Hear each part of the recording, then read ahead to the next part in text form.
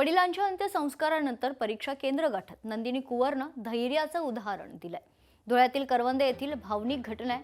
धुळे जिल्ह्यातील शिरपूर शहरालगत असलेल्या करवंद या ठिकाणी अत्यंत भावनिक घटना घडली असून वडिलांच्या अंत्यसंस्कारानंतर एका विद्यार्थिनीने 10वीचा पेपर देत धैर्याचं उदाहरण दिलं। करवंद खरं तर या ठिकाणी संदीप कुंवर यांचं अचानक निधन झाल्यानं कुंवर कुटुंबावर दुःखाचा डोंगर कोसळलाय। कुटुंबातील कर्त्या पुरुषाच्या निधनामुळे घरात शोककळा पसरली। सकाळी 9:30 वाजता करवंद या ठिकाणी त्यांच्या पार्थिवावर अंत्यसंस्कार करण्यात आले। अशा कठीण प्रसंगातही त्यांची मुलगी नंदिनी संदीप कुंवर हिनं शिक्षणावरील आपली निष्ठा दाखवत मोठं धैर्य दाखवले। वडिलांच्या अंत्यविधीनंतर तिनं थेट शिरपूर शहरातील PBM हायस्कूल या ठिकाणी परीक्षा केंद्र गाठून 10वीच्या गणित भाग 1 या विषयाचा पेपर दिलाय।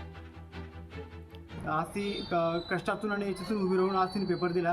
तिला विचारण्यात आला की बाबा तू आज नको येऊ, आजचं वडिलांचं असं तर ती बोलली की नाही, मला वडिलांचं स्वप्न पूर्ण करायचं आहे आणि वडिलांचं स्वप्न पूर्ण करण्यासाठी ती आज पेपरला हजर झाली। याच्यातून तिने आम्हाला एक संदेश दिला आणि सगळ्या विद्यार्थ्यांना की किती दुःख आलं आणि किती संकट आलं घरावरती असो किंवा स्वतःवरती असो तर आपण आपले स्वप्न आणि वडिलांचे स्वप्न आपण पूर्ण केले पाहिजे। त्या हिशोबाने तिने आज ते सिद्ध करून दाखवलं आणि ती पेपरला आला आणि पेपरला येऊन तिने पेपर पूर्ण देखील केला। हे विशेष गोष्ट आहे तिची। मंचरमध्ये दर्गा आणि मंदिर वाद पुन्हा पेटलाय। पांडवकालीन बारव प्रकरणी तणावपूर्ण वातावरण निर्माण झाले। काही दिवसांपूर्वी मंचर येथील एका दर्ग्याच्या भिंतीचा काही भाग कोसळल्यानंतर त्या ठिकाणी खाली खरं तर मंदिर असल्याचा दावा हिंदुत्ववादी संघटनांकडून करण्यात आला होता। या प्रकारानंतर प्रशासनानं संबंधित दर्ग्याचं काम तात्पुरतं थांबवलं होतं। दरम्यान आता मंचरमध्येच असलेल्या पांडवकालीन बारवही वक्फ बोर्डानं काबीज केल्याचा आरोप हिंदुत्ववादी संघटनांनी केला। तसेच या बारावीच्या शेजारी असलेल्या दर्गा खरं तर अनधिकृत असल्याचा दावा देखील करण्यात आलाय।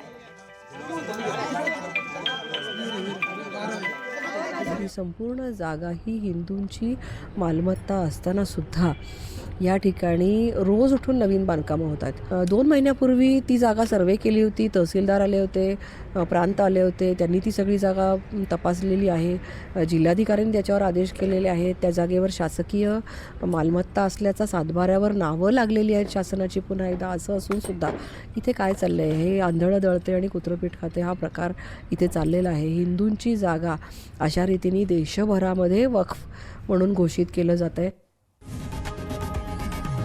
लोकशाही मराठी ऐका, पहा, जागरूक रहा।